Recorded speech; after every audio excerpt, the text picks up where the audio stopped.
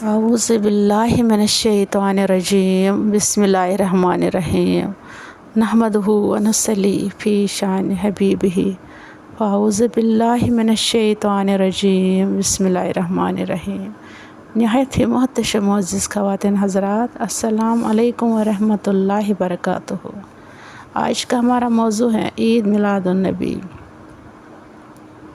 جمہور اہل اسلام 12 ربیع الاول کا دن جشن میلاد النبی صلی اللہ علیہ وآلہ وسلم کے طور پر مناتے ہیں اور اپنے آقا و مولا حضور رحمت عالم صلی اللہ علیہ وآلہ وسلم کے ساتھ اپنی والہانہ عقیدت و محبت کا اظہار اپنے اپنے انداز میں کرتے ہیں۔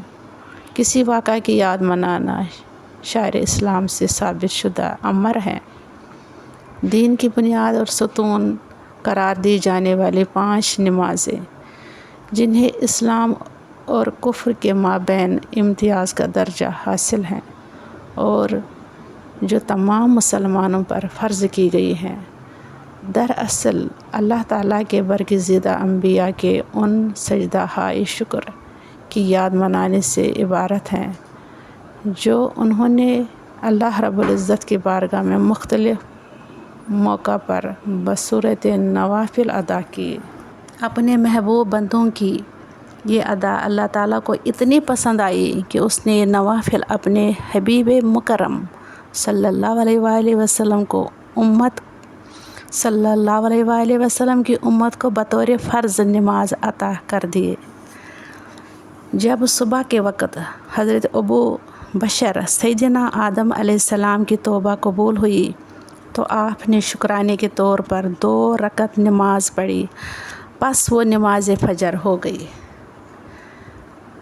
نماز ظہر سیدنا ابراہیم علیہ السلام کی یادگار۔ ظہر کے وقت سیدنا ابراہیم علیہ السلام کو جب حضرت اسحاق علیہ السلام سے نوازا گیا تو آپ نے شکرانے کے طور پر 4 رکعت ادا کیے، پس وہ نماز ظہر ہو گئی۔ نماز عصر سیدنا عزیر علیہ السلام کی یادگار۔ جب حضرت عزیر علیہ السلام کو 100 سال بعد اٹھایا گیا تو ان سے پوچھا گیا، آپ اس حالت میں کتنا عرصہ رہے؟ تو انہوں نے کہا 1 دن یا دن کا بھی کچھ حصہ۔ پس انہوں نے 4 رکعت ادا کی تو وہ نماز عصر ہو گئی۔ نماز مغرب سیدنا داؤد علیہ السلام کی یادگار۔ اور یہ بھی کہا گیا ہے کہ حضرت عزیر اور داؤد علیہ السلام کی مغرب کے وقت مغفرت ہوئی تو انہوں نے شکرانے کے طور پر 4 رکعت نماز شروع کی، مگر نفاقت و کمزوری کے باعث تھک کر تیسری رکعت میں بیٹھ گئے۔ اس طرح 3 رکعت ادا کیے، چوتھی رکعت مکمل نہ ہو سکی، پس وہ نماز مغرب ہو گئی۔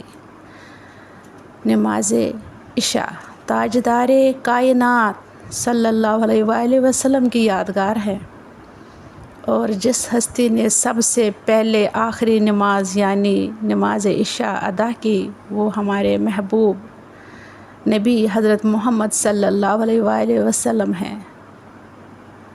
الغرض یہ پنجگانہ نمازیں ان جلیل قدر پیغمبروں کی عبادت کی یاد دلاتی ہیں جن پر اللہ تعالیٰ نے لطف و کرم اور فضل و احسان فرمایا اور انہوں نے اظہار تشکر کے طور پر 2 گانا اور 4 گانا نوافل ادا کیے جو اللہ رب العزت نے امتی محمدی صلی اللہ علیہ وآلہ وسلم کے لیے 5 فرض نمازوں کی صورت میں ان کی یادگار بنا دیے۔